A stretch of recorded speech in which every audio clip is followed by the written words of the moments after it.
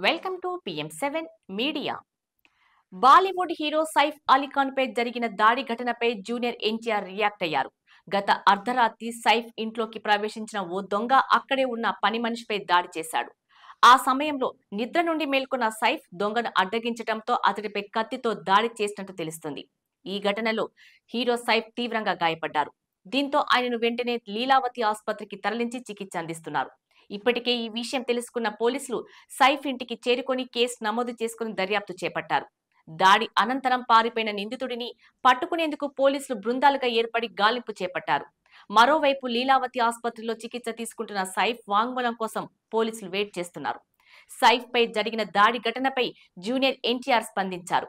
సైఫ్ పై జరిగిన దాడి గురించి విని షాక్ గురయ్యాను. ఆయన త్వరగా కోలుకోవాలని, ఆయురారోగ్యాలతో ఉండాలని కోరుకుంటున్నాను అంటూ ట్వీట్ చేశారు. మరోవైపు సైఫ్ పై జరిగిన దాడిపై బాలీవుడ్ సినీ ప్రముఖులు ఆరా తీస్తున్నారు. ఇప్పటికే ఎంపీ సుప్రియా సూలే సైఫ్ అలీ ఖాన్ కుటుంబం గురించి ఆరా తీసింది. సైఫ్ భార్య కరీనా కపూర్ కు కాల్ చేసి వివరాలు తెలుసుకుంది.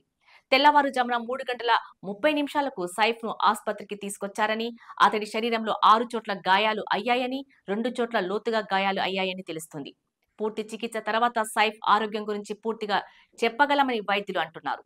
ఇక సైఫ్ అలీ ఖాన్, ఎన్టీఆర్ కలిసి దేవర చిత్రంలో నటించిన సంగతి తెలిసిందే.